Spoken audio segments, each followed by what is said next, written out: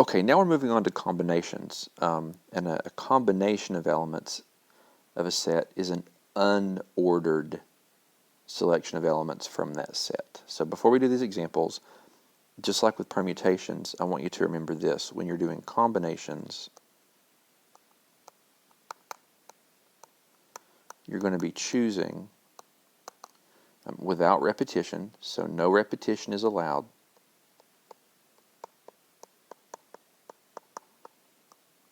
But now, order does not matter. So when you're doing combinations, the order doesn't matter. So always remember that. For permutations, order matters. For combinations, the order doesn't matter. Which, it's always funny to me when I think about this. On the very first slide, I had a really fancy combination lock. And when you're doing a combination lock, the order you put the numbers in does matter. So they really should be called permutation locks, not combination locks, but, whatever. Okay, so let's look at this example right here. If we want to think combinations of this set A, B, C, it says here aka subsets. So combinations are just going to be subsets because in a set, the order doesn't matter. Now, if I'm taking, again, the context right now is going to be this example right here. So what I'm writing the rest of this slide is going to be for this example. If I'm taking combinations of all three objects, so combinations of three, there's only one. It's just A, B, C.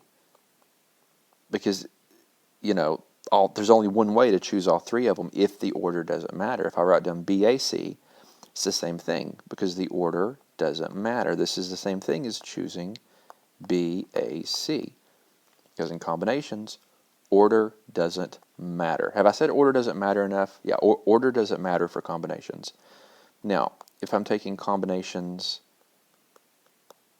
of two of them at a time, what would that look like? Well, I could choose AB, I could choose AC, or I could choose BC.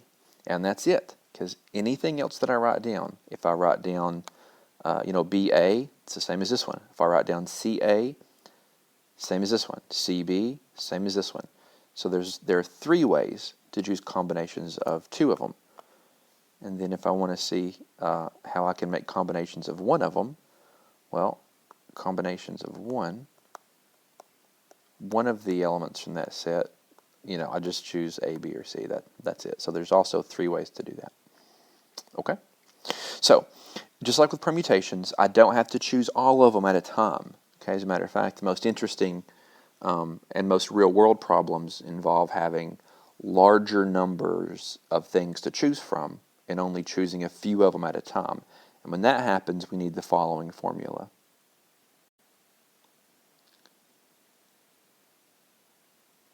So the combination of a set with n elements, where n is a non-negative integer and r is a number between 0 and n inclusive. Okay, this is combinations of n objects chosen r at a time. So there's two ways this is usually said. Sometimes this is said as, what I just read to you. Combinations of n objects r at a time.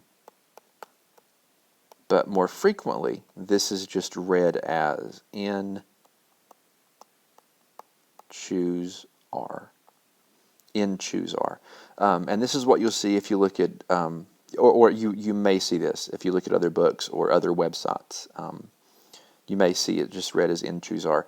And actually, while I'm thinking about it, let me go ahead and show you some other notation in case you do look at some outside resources. Combinations of n objects r at a time is sometimes written as n choose r. And this is actually sometimes written like this, in parentheses, n choose r. So you may see that notation sometimes too. And the notation we had for permutations of n objects r at a time, this is sometimes written as, including on your calculators, as npr. R. So you'll see that there's no parentheses notation for permutations, but you may see these other notations sometimes. I'll do my best in class to stick to these because it's what the book is using, but I want you to be aware of these other ones just in case you come across them in future classes or in, again, looking at outside resources.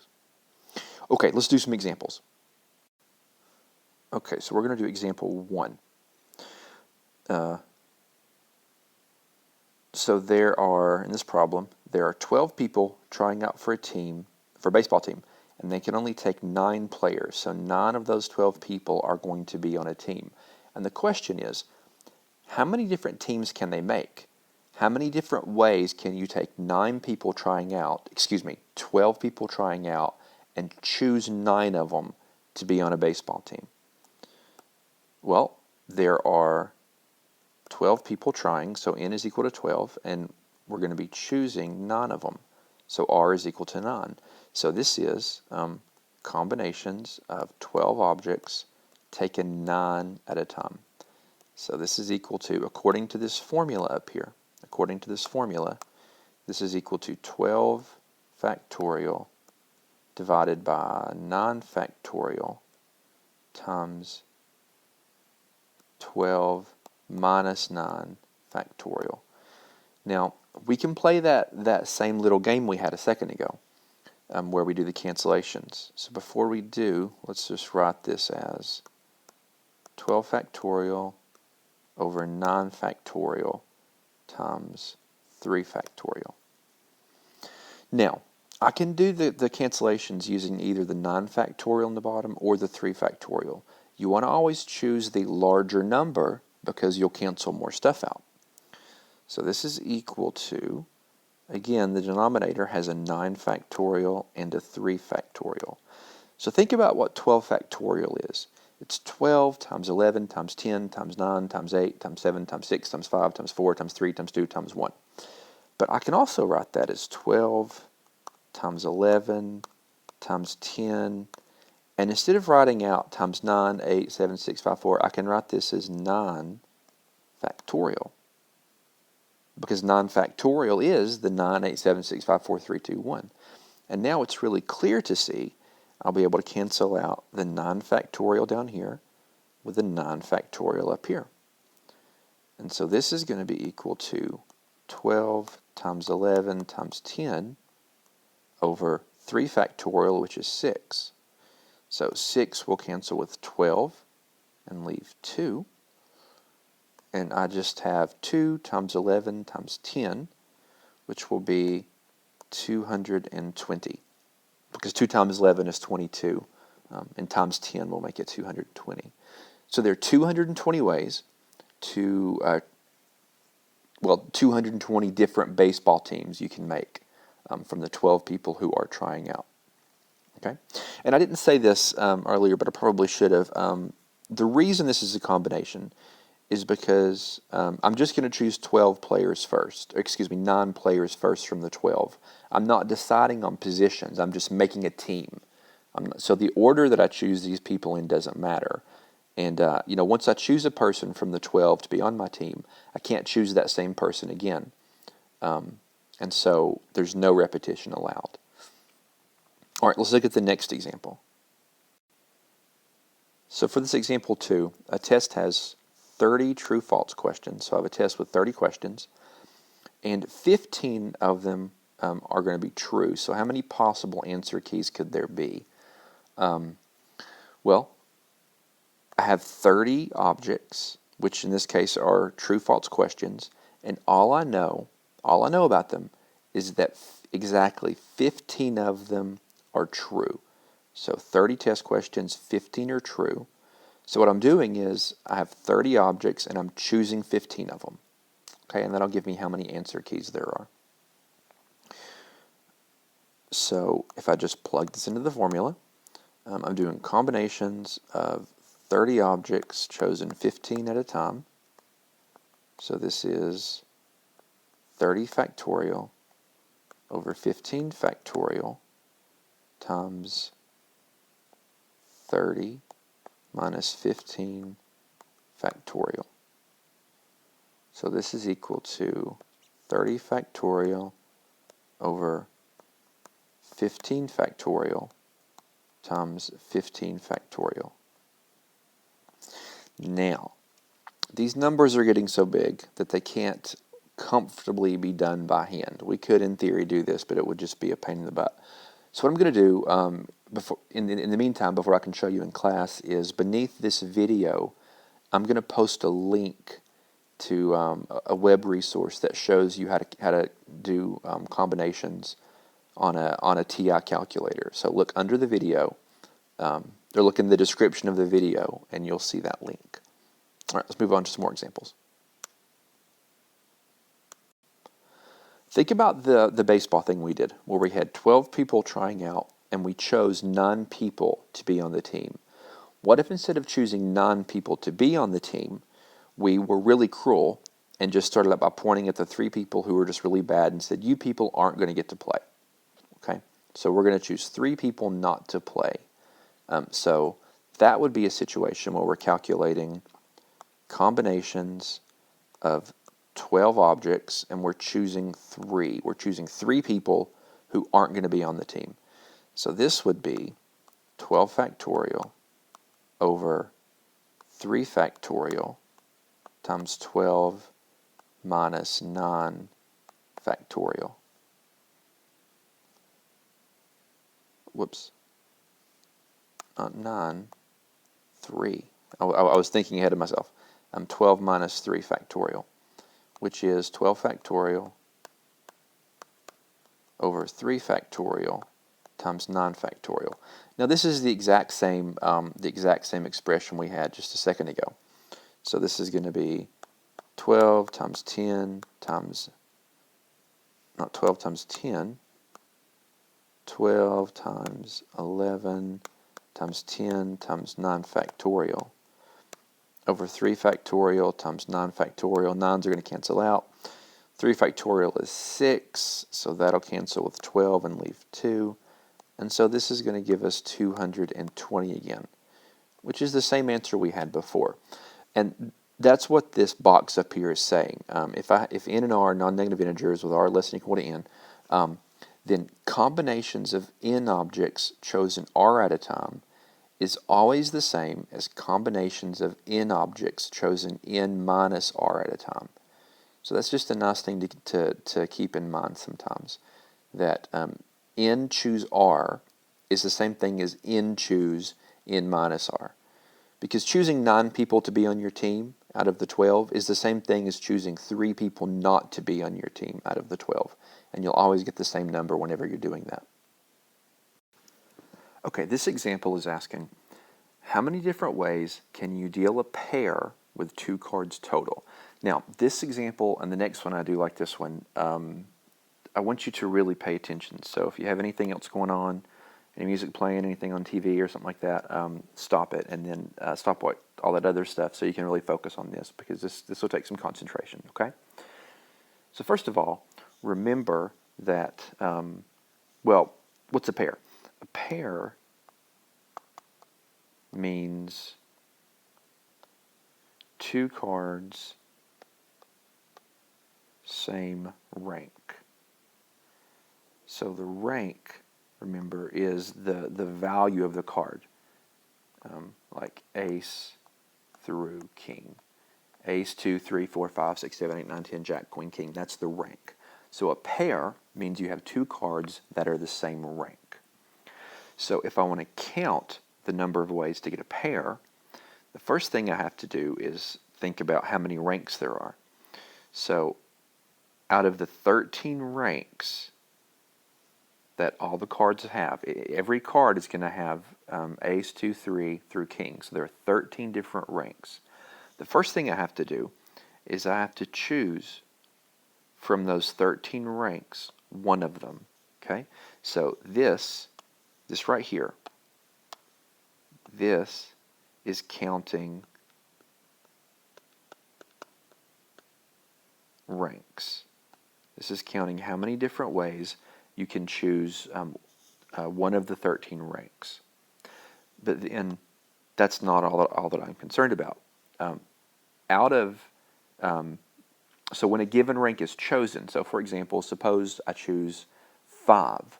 Well, there are 4 different 5s in the deck. There's the 5 of hearts, the 5 of clubs, the 5 of diamonds, and the 5 of spades. So once a rank is chosen, out of the 4 different suits, I'm going to choose 2 of the suits. Okay? I'm going to choose 2 of those suits to make my pair. So this is counting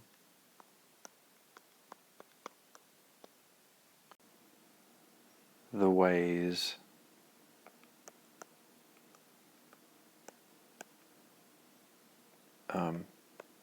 to pick 2 cards, same rank. So that's how you have to do this problem. Now, of course, you don't always have to write this explanation stuff that I did in red. You just have to write the counting problem, the combination stuff down. But you have to count the number of ways to choose a rank, and then from the 4 cards that are of that rank, you have to count the number of ways to pick 2 of them. And so this will work out to be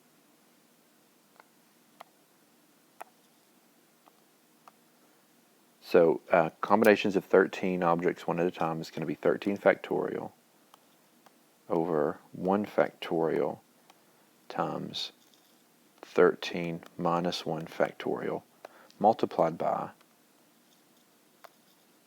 4 factorial over 2 factorial times 4 minus 2 factorial. And this works out to be 13 factorial. 1 factorial is just 1, so 13 minus 1 factorial is 12 factorial, multiplied by 4 factorial. 2 factorial is 2 times 1, which is just 2, and then 4 minus 2 factorial would just be 2. So this works out to be 13 multiplied by 4 times 3 times 2 factorial over 2 times 2. So these cancel. 2 cancels with 4 and leaves 2. So we are left with 13 multiplied by 6, which is, what, 78? So that means there are 78 ways that if you are dealt 2 cards, you'll get 2 cards that have the same rank. 78 ways. Now, I want to do the same problem, but see what happens if we do it with 5 cards total, which would be more typical of an actual poker hand. So how many ways can you deal a pair with 5 cards total? Well, we start out the same. We want to count the number of ways to choose the pair. So you're going to be dealt 5 cards.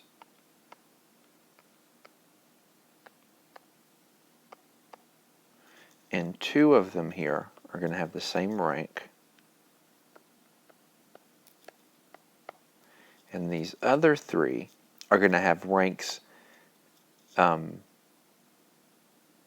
are different from these 2, but in particular are different from each other, because otherwise we wouldn't have a pair. We'd have a 3 of a kind or something like that. So how can we count this? Well, we start out by dealing with the cards that are the same rank. It's combinations of 13 things chosen one at a time. Because of the 13 ranks, I'm going to choose 1 of them for my pair.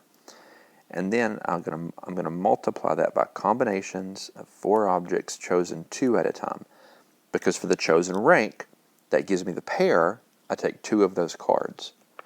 So this deals with this part. Now I have to deal with this part, count how many ways I can choose 3 other cards. So there are 12 ranks left in the deck that haven't been used to make my pair. So out of those 12 ranks, I'm going to choose 3. So this is 12, choose 3. Okay? Now why? Why is that the case? Because again, I'm using one of the ranks to form my pair. These 2 cards have the same rank, whether it's 2s, 3s, whatever. So one of the ranks is being used up to make the pair. That leaves 12 other ranks.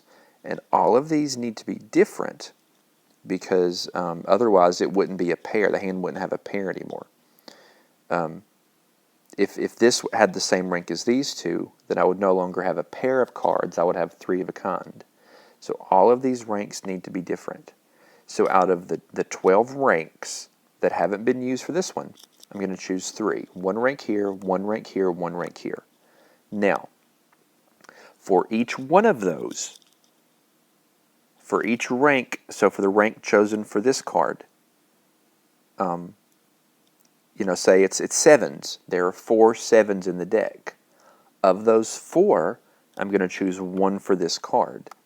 So I'm also going to multiply this by combinations of 4, choose 1. But that same thing is going to happen for this card. Whichever rank is chosen for this one, out of the 4 of them, I'm going to choose 1 of those cards. Same thing with this one. So I'm going to be doing 4, choose 1, 3 different times. So all I'm going to do is raise that to the 3rd power. Okay? And then I'm not going to write out the final answer. This would be a nice one for you to practice doing it on your calculator. And again, look for the link in the description to see how to do that. And so this is the last example from this section. Try to start on this homework before we get to class, because I'm sure that there are going to be questions. And if you've already been working on it, then you're at least developing some intuition, and you're seeing where you get stuck. And we will, spend a couple of days working on this until we can get you kind of unstuck. Now, like I said in class, counting things does have some applications in and of itself. Sometimes it's useful just to count things. And we'll actually see some of this later in the semester when we do graphs and trees. But the main motivation right now is to do probability. Okay, and that's what we're going to be starting on in Chapter 7. All right, I'll see you in class.